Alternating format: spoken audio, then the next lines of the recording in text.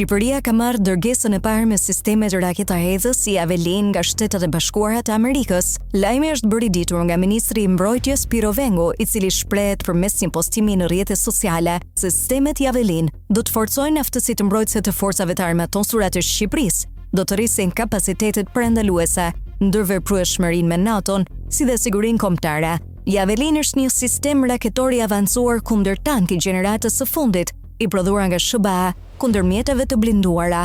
Sistemi konsiderohet një element kyç për mbrojtjen toksore, duke rritur ndjeshëm aftësinë e forcës toksore për të përballuar kërcënimet e avancuara dhe për të vepruar në përputhje me standardet e aleancës. Raketa Javelin u bë e njohur në luftën mes Rusisë dhe Ukrainës. Ukraina ka përdorur gjerësisht këto raketa për shkatërimin e automjeteve të blinduara ruse. Ato përdoren edhe për shkatërimin e tankeve. Shqipëria, anëtare e NATO-s, i ka porositur këto sisteme në kuadër të programeve të bashkëpunimit ushtarak me SBA-n përmes mekanizmave të shitjeve ushtarake të huaja.